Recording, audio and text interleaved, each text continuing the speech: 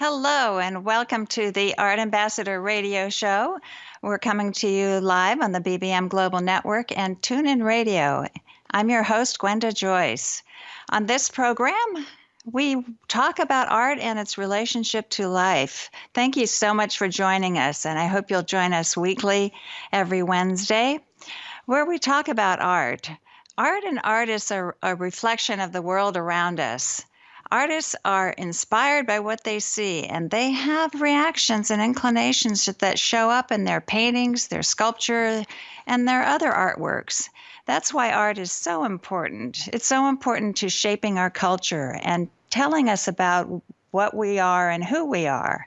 And it's also why art is as diverse as it is. When we look back at history and look at the art of the different eras, we know what people were thinking about and how they lived. The same is true today.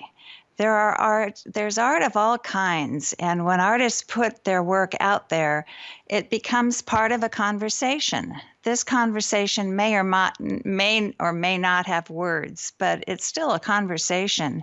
It begs to have a dialogue. And this is where it can be both a challenge for an artist to get their art out there and a necessity for artists to have their work out into the public domain and have it be seen and hopefully shown. Without an audience, it really doesn't make an impact, and it doesn't have that chance to create a dialogue.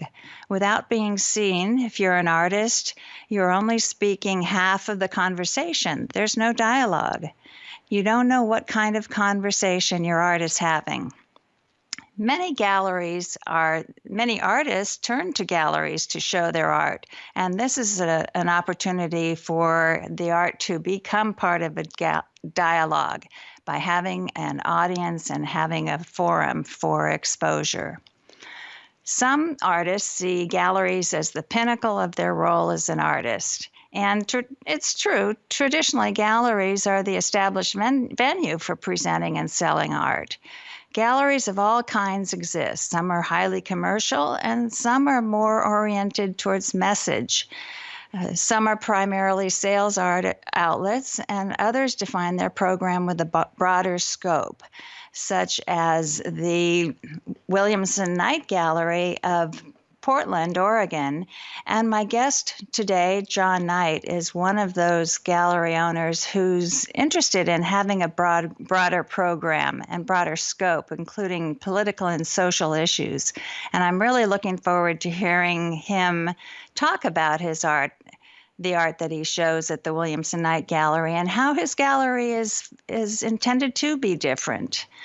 Another gallery, the Gallery Wendi Norris, exists differently, and it's part of an intentional international dialogue representing important artists to a global audience. And I'm very pleased that Wendi Norris will be here today talking about her gallery and the big change that she's made in the format. Her artists show in some of the international biennials, such as the international shows and Documenta and other prestigious art fairs around the world. And her goal is not only to sell the art, but to put artists on the international map. In recent years, however, change has come to the gallery world. Just like every other aspect of life in the 21st century, the galleries have really been affected as well. Online galleries offer greater access to people who want to buy art, and that's a real option for many artists to just show their work online. Art fairs are also very successful as ways for galleries to band together in one location to present art by their gallery artists. So for galleries, the process of showing and selling artwork in what has historically been known as the white cube, a space with 4 white walls, can be really challenging, especially as demands on the public and on the art world increase. And of course, a main concern is the costs of doing business have risen from skyrocketing rents and other expenses.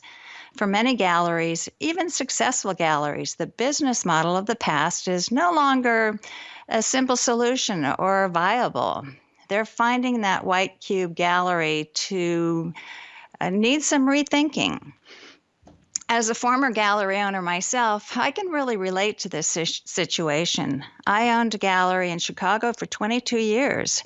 At a certain point in my evolution, it was time for me to do something different. I became interested in working in a way that was more productive and less stressful, but still I wanted to represent art and artists to the world. I never stopped wanting to bring the world to art, but I wanted to find a different way of doing it. I sold my gallery, I left Chicago, moved to California, and I took some time to think about my priorities and what I wanted to do with my life and how I wanted to give back what I knew and what I learned about. I came up with a solution that really works for me, and it reflects my passion for art, which has always been the core to my being. I felt that many artists who were making excellent work were not really being represented or being seen enough. And I realized that some of these artists needed help in creating a business mindset. So I became an artist coach and have devoted a lot of time to helping create a business mindset for artists who are feeling that's something they want to learn and develop. I also realized that many artists don't understand the way galleries work and they need help getting connected. So I became an agent for artists to find gallery representation, and I spent a lot of time doing that actively. And this has evolved into finding exhibitions and doing direct sales for artists. As a result, I now have a consulting business called The Art Ambassador, which you can find at artambassador.net. Please look it up. The Art Ambassador does everything I used to do when I had a gallery, but I'm spending a lot more time actively helping artists develop their careers. I find that it's a gap, a hole that I like to fill between the artist and the gallery owner. I'm doing it all, but I just don't have the physical gallery space. My two guests today have faced similar challenges and made some conscious and noteworthy changes in their galleries. And I am so happy to have them here today so we can talk about it. I'm pleased to introduce my first guest, Wendi Norris. Wendi is the owner of Gallery Wendi Norris. Formerly, she owned Frey Norris Gallery, and she has a very interesting history. She's an example of how galleries change and evolve to the changing times and need to be responsive to those changes. The changes of her role as a gallery owner and the changes in the art market. Wendi recently made news when she announced the closing of her beautiful White Cube gallery space in San Francisco, just a few blocks from the San Francisco Museum of Modern Art. Wendi is not retiring, far from it. She's busier than ever. She's just created a new model, and she's launched a new exhibition and a one-person show. And I'm so happy to welcome you to the show, Wendi. Thanks for being here. Well, thank you for having me. Gwenda. And I look forward to our conversation with John as well. Well, we'll have some more time after we take a short break. I'm anxious to hear about the changes you've made and the creative way you've put together a solution for what you're seeing as some of the issues that face galleries and artists today. So stay with us. We will be right back after a short break. This is Gwenda Joyce, the host of the Art Ambassador radio show, and I'm coming to you live on the BBM Global Network and TuneIn Radio. Welcome back to the Art Ambassador radio show with your host, Gwenda Joyce, on BBM Global Network and TuneIn Radio. I'm pleased to have as my first guest today, Wendi Norris of Gallery Wendi Norris in San Francisco. And Wendi has just reconfigured her gallery, and I'm very excited to have you tell us about it. Wendi, can you start by describing what your White Cube quote unquote gallery was like that you had, and then lead us into the change that you've made with your new business model? Sure, of course. So I've operated Gallery Wendi Norris here out of my space in San Francisco for almost 8 years, and it's a beautiful 5,000 square foot space in a historic building in downtown San Francisco, a block and change from San Francisco's Museum of Modern Art. So ideally situated and located in all stretches of the imagination. And what I found over the last course of the last 8 years, I mean, my program has been intergenerational historically. So of the 18 artists that I represent and artist estates, the artists and artist estates gradually became more and more important. More and more museum exhibitions and art fairs and biennials were starting to take off. And so I found myself, my team and I were spending inordinate amounts of time outside of the white cube, as you called it earlier, but outside of our gallery space, and in fact, attending the many museum openings and biennial openings to support our artists. And with that came increased sales that were happening outside of the gallery space. So in the course of a year, let's say, in my other space, I would put together anywhere from 8 to 12 solo or group exhibitions in the gallery. In addition to that, I was doing 4 or 5 art fairs around the world, whether it was like Frieze Masters or Frieze New York or the Armory or Art Dubai or Zona Marco. So it was the growth and the success to some degree of the artists was driving just a new demand and like loan execution agreements and complicated shipping arrangements between my registrar and the registrarial teams at museums, in addition to supporting publications and artist talks and educational elements that are really core to my values and how I present my gallery. So it was very successful. You know, I loved it. People came in. I'm from the Midwest originally as well, and I love to say hi to people who walk in. My whole team does the same thing. But, you know, when I stopped and I looked at, okay, how are we working? It felt like the churn of the art fairs and what we were asking of our artists with all of the requests that they had coming in, both commercially and institutionally, felt like it wasn't sustainable. You know, partially from an economic perspective, but that was really, economics played a small part of it. The expenses were a small part. It was mostly the time that we had and the requirements that we had. So I spent the last year or so knowing that I had a lease that was coming up for renewal. Maybe it's fair to say the last 2 years, just really analyzing how my business runs, where the success points are, and, you know, ultimately asking myself what matters most to me and how can I present something that's both innovative and serves my artists and my clients. And so, you know, I came to a new conclusion of a new way of working that I, as you mentioned earlier, I announced late this fall.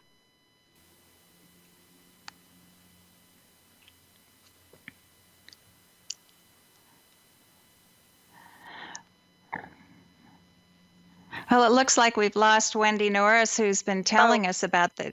Are you there, Wendi? Can you hear me now? I can hear you now. Okay, good. Good. We were just at the critical moment of finding out how you have changed your business model and what you have changed it to. So I am operating from a new headquarters here in San Francisco. It's a beautiful, soon to be open to the public office, and I would call it viewing space. So it's going to feel like a boutique architectural or creative workspace when you walk into it. It's in Hayes Valley at 8 Octavia Street, so beautiful new building. I think one of the most vibrant and exciting neighborhoods in our entire city here in terms of if you value restaurants and proximity to great food and now great art. I think it's a great space for me to be in.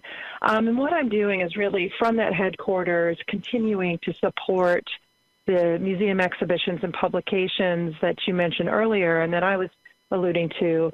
I mean, just in 2017 and 2018 alone, I'm approaching 80 or more major museum exhibitions for my artists, solo retrospectives and assorted group shows around the world that my team and I are supporting.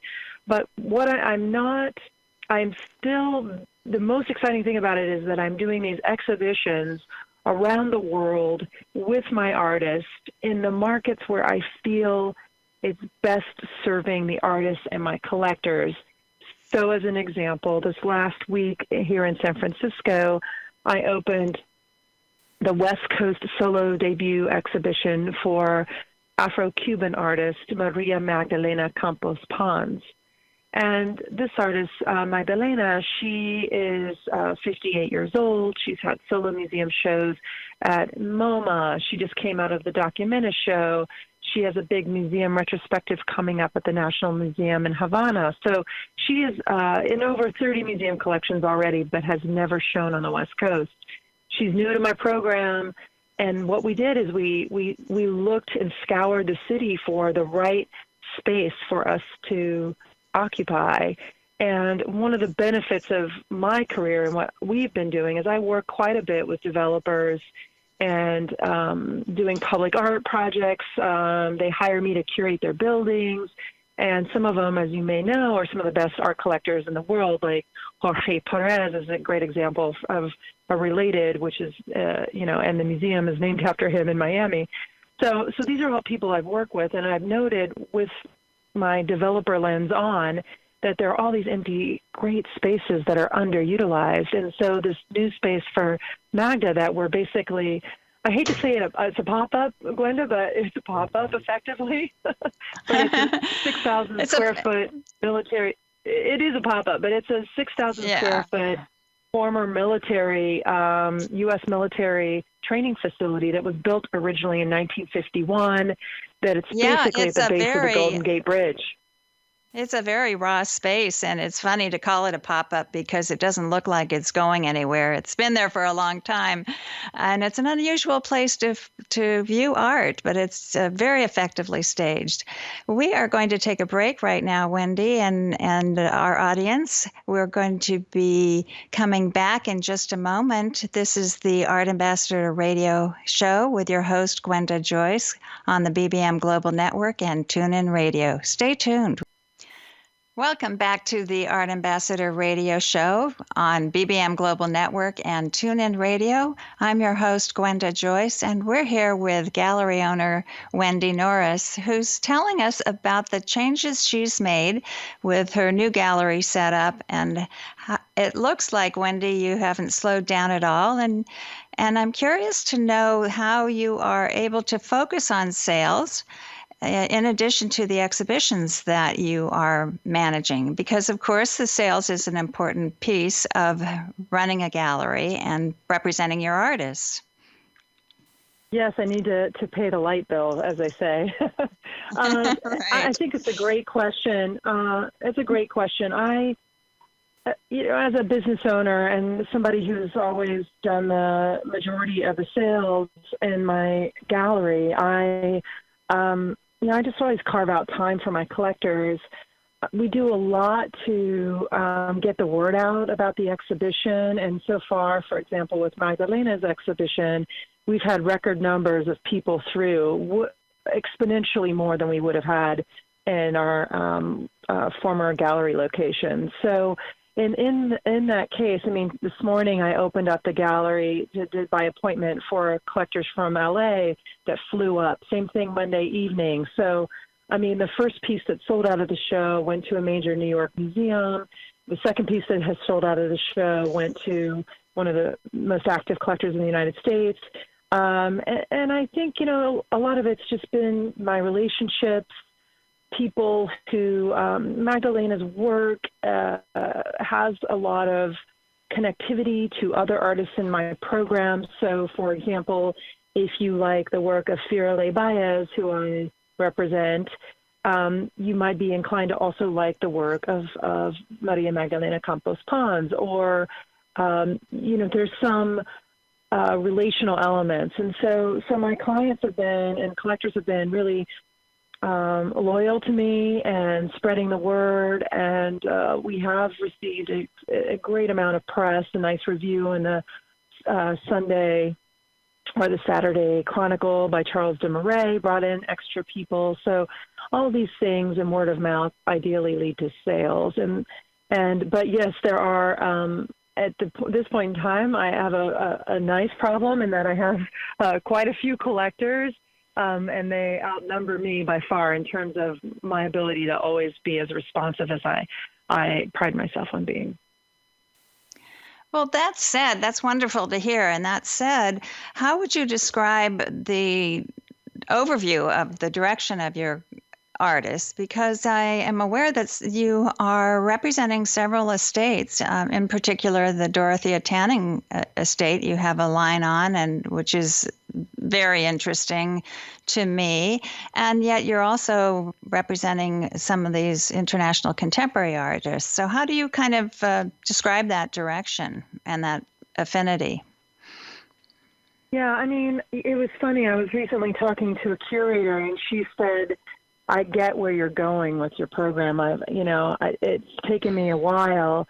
And as you know, Gwenda, I'm an economist and have an MBA by training, and I am an autodidactic. I read a lot, and some of the curators that I admire most, like Franklin Sermons, who's been someone I've known since he was at the Manila Collection, is also self-taught in the art world, and now he's the director of a major museum. And so I gravitate to a lot of those folks as well. For me, Dorothea Tanning was, mostly known for her surrealist tendencies.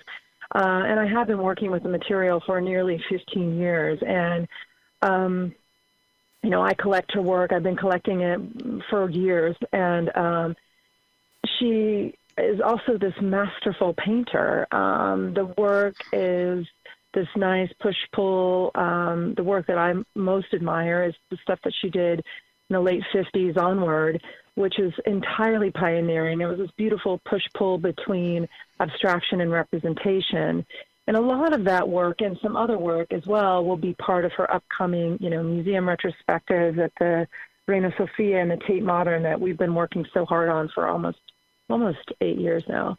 But, I look at some of my other artists, like Firle Baez or like Chitra Ganesh. I was singled out by the then director of Eric Scheiner of the Warhol Museum a few years back for having one of the 10 most innovative programs in the country because of my relationship with being able to show a Chitra Ganesh next to Dorothea Tanning. And there was a great parallel, and I did a 2-person show with them that was incredibly well received in New York and sold out to, and I think the dialogue both expands my contemporary artists to be putting them in relationship with these older artists that are more minted, if you will, blue chip, I think I could call Tanning at this point.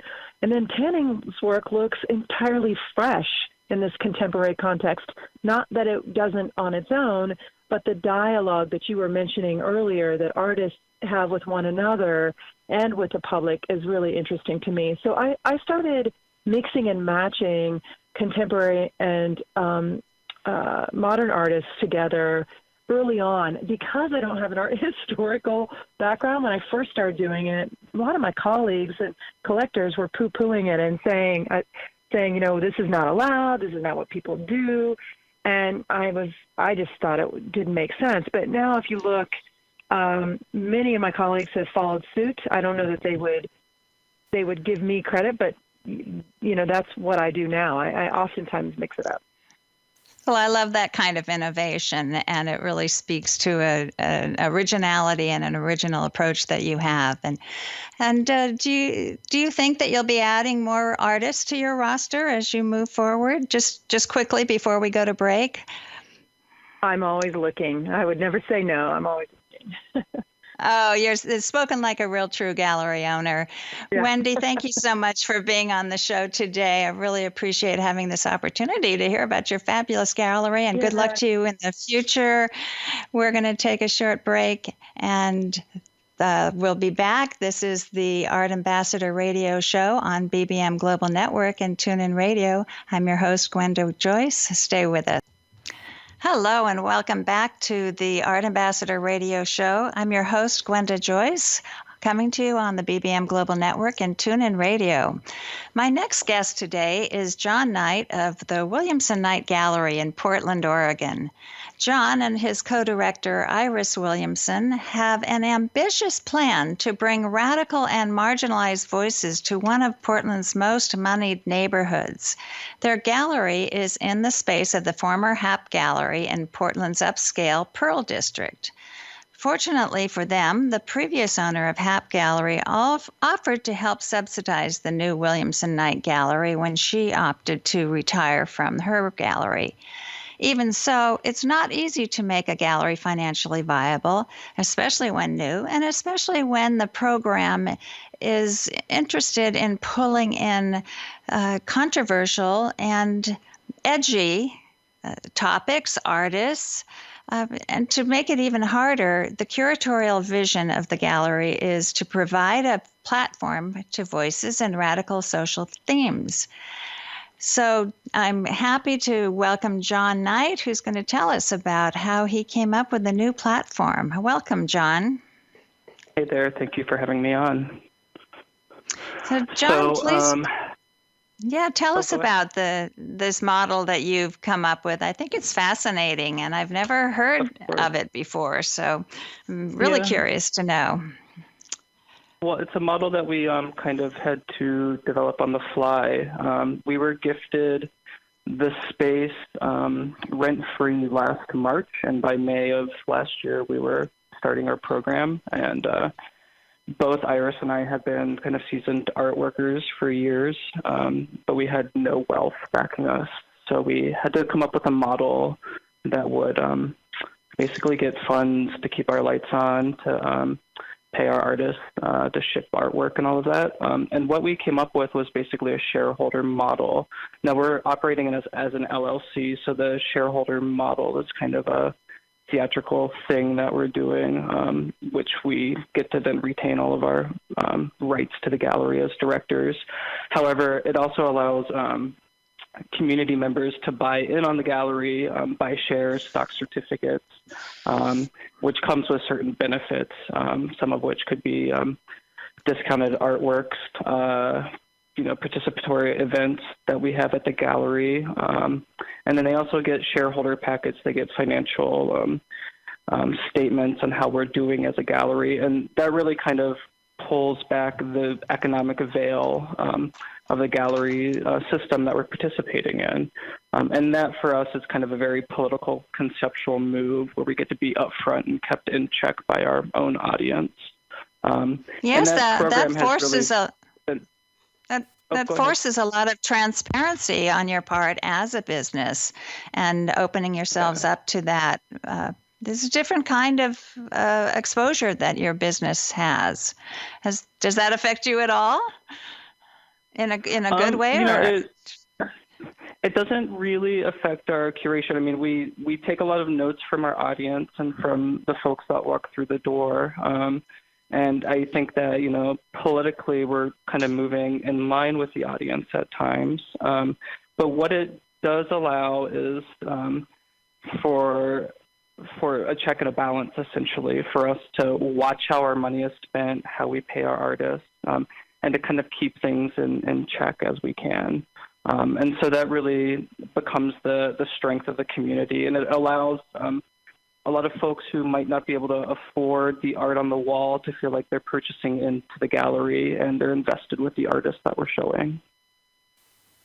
Well, it has a lot of other ramifications than I would have thought. I think the idea of helping people to get more engaged and feel like they're part owners probably strengthens your program. How do you determine what the program is? And you have a strong curatorial outlook. How does that work? Well, I would say that our curatorial program at times can be a little ad hoc. Of course, we're working with a lot of folks within our own network. Getting started from March to May last year, we basically had to put out a bunch of feelers to artists who we've been keeping an eye on, have been working with in the past, and really develop a program really quickly to do so. But as things develop, we go to exhibitions, we go to fairs, we go to museums. We're always kind of keeping an eye as a gallerist would, and moving forward with artists that we find interesting. That might be studio visits, that might be helping with a group show in the hopes that, a year or two down the road, we might do a solo exhibition at the space. So it's really kind of us putting out feelers and working as we feel necessary and needed with certain artists. But I will admit that, it can be a little insular as we're working with kind of our set network and expanding that as we can. We're going to be coming back in just a moment. This is the Art Ambassador Radio Show with your host, Gwenda Joyce, on the BBM Global Network and TuneIn Radio. Stay tuned. We'll be right back.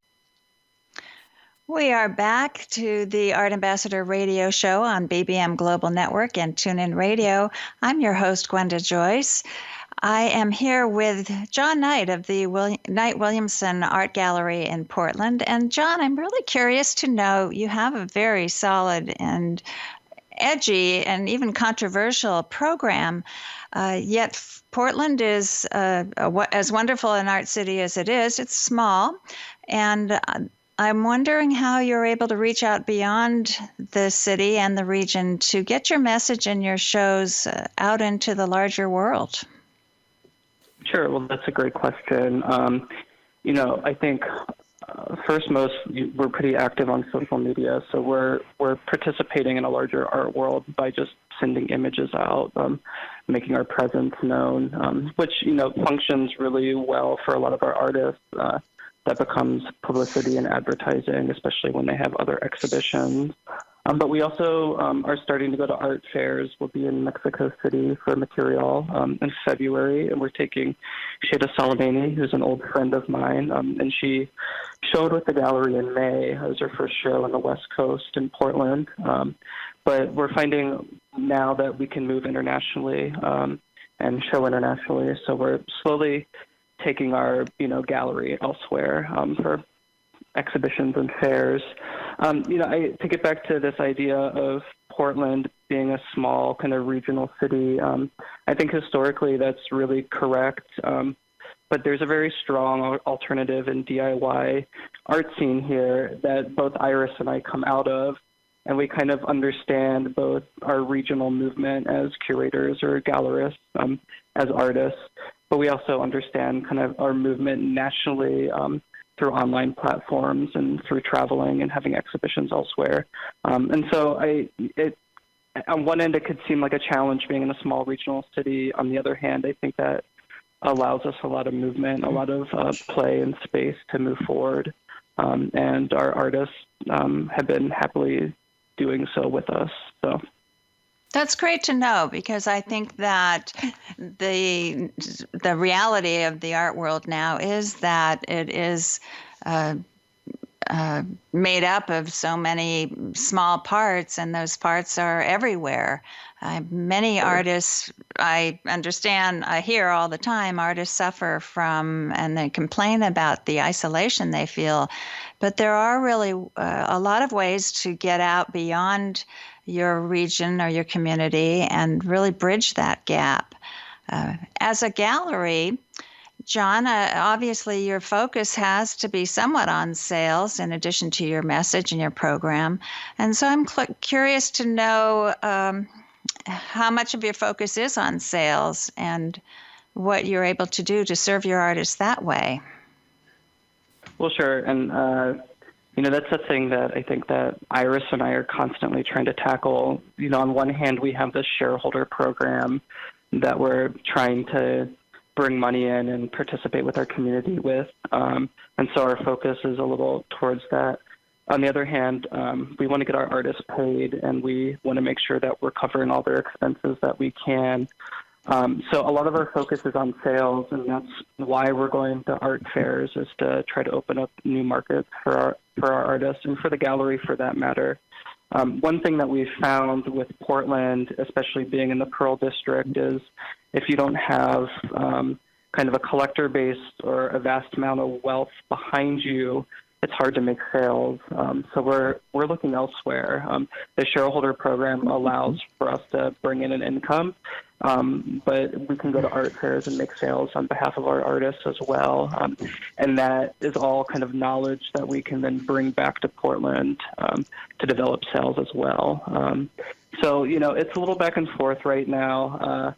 I've worked in the past with sales at galleries, so I have an understanding of how to develop a collector base. And being within our first year of operation, we're still kind of in the infancy of developing collectors, developing an audience, and just developing our artistic program.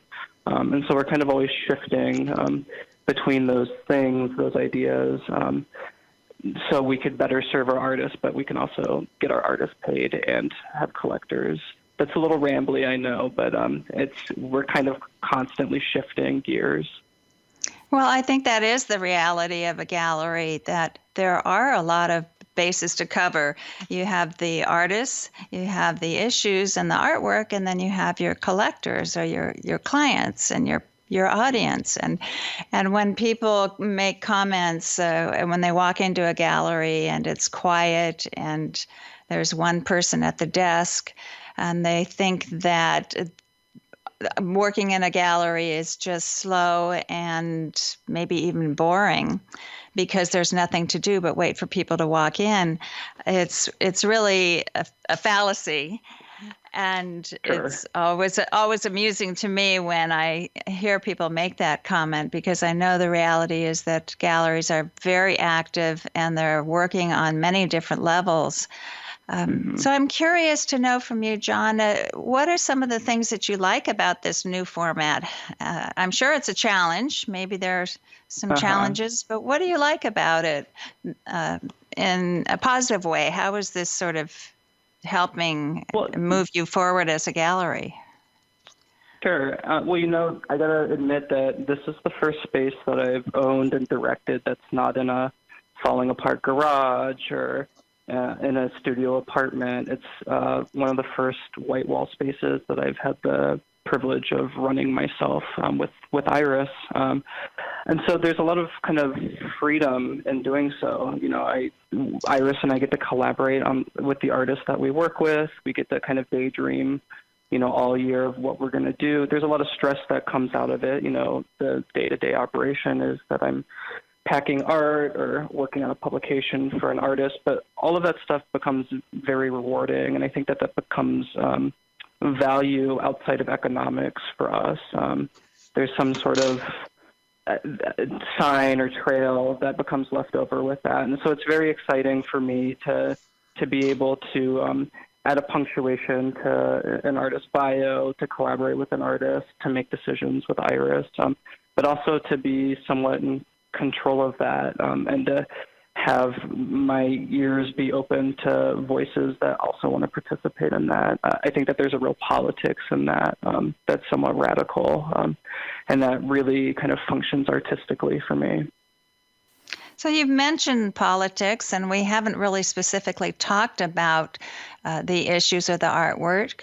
I know you just put up a current show with an artist from Los Angeles, Haley Barker. Can you tell us about her work and what her themes are, and tell us about the show? Of course.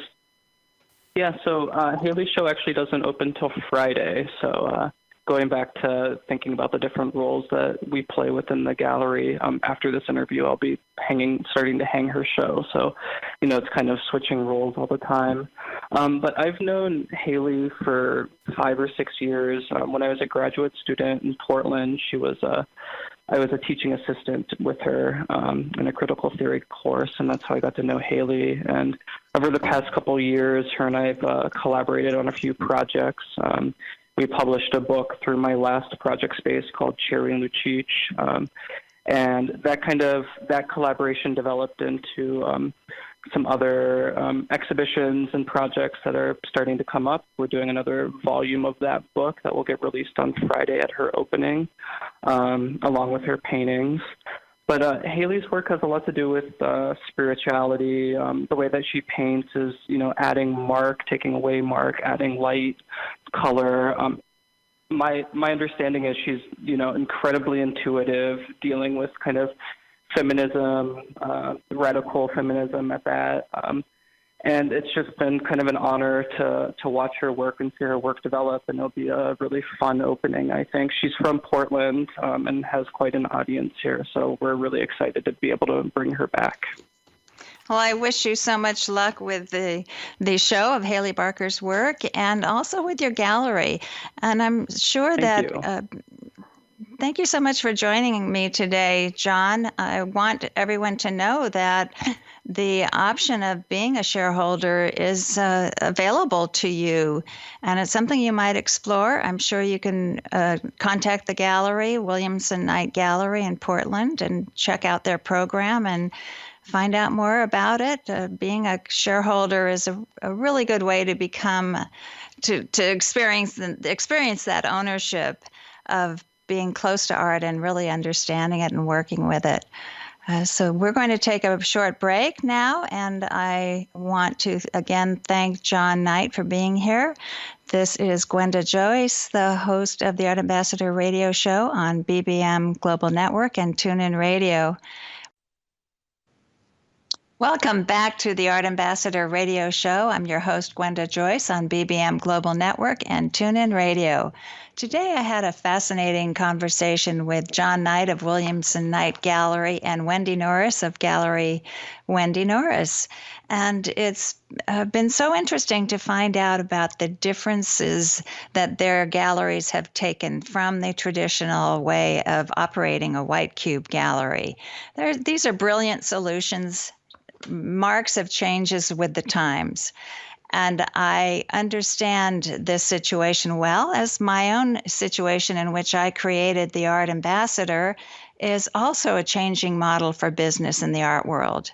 My role as an artist agent comes out of a similar desire to be part of the art world, but allows me to be more focused on helping artists to get their art out into the public domain and reach a larger audience for exhibitions and sales. And I'm doing this without having a physical space, but I'm working behind the scenes. I'm representing artists to the larger world and finding opportunities for them to move their careers forward. How I'm different from an artist is that as a former gallery owner, I'm an insider, and I can provide many inroads that artists can't find for whatever reasons, because of lack of time or lack of contacts. Sometimes artists just don't get around to it. There just doesn't seem to be enough time in the day to do everything that's needed to be done. And also many artists live in isolated areas and don't travel or get out as much, and can't build those connections that will build your career and go forward for you. For me, galleries are my beat. I'm always out there walking it. My role is to make connections. So as an agent, I work to connect you, the artist, with the right gallery for you. I do a lot of research to find that connection. And sometimes it's in your own neighborhood, and sometimes it's across the country. You never know. It depends entirely on your artwork and your career, your experience, where you're coming from as an artist. If you're an artist who knows that you want gallery representation, but you never get around to it, you can contact me and we can talk about it, and you can learn more about how I might be able to help. If you've worked with galleries in the past, but your art has changed and the gallery has changed, you can contact me to learn more. And if you just want to explore the situation and find out what it might entail, you can contact me. You can go to artambassador.net, the website, and find the apply page. Click on the apply button. When I work with an artist, each artist I work with is a little different depending on who you are and the way you work. In many cases, I'll bring you into the process and educate you. I'm there to back you up. If you think it's the kind of relationship that would work for you, please go to theartambassador.net and apply. I look forward to talking with you. It's worth exploring. There's no obligation. I want to thank my guests today and thank you for listening in on the Art Ambassador Radio Show. I'll be back next week with more Art World talk for artists and art lovers. I'm your host, Gwenda Joyce, on the BBM Global Network and TuneIn Radio.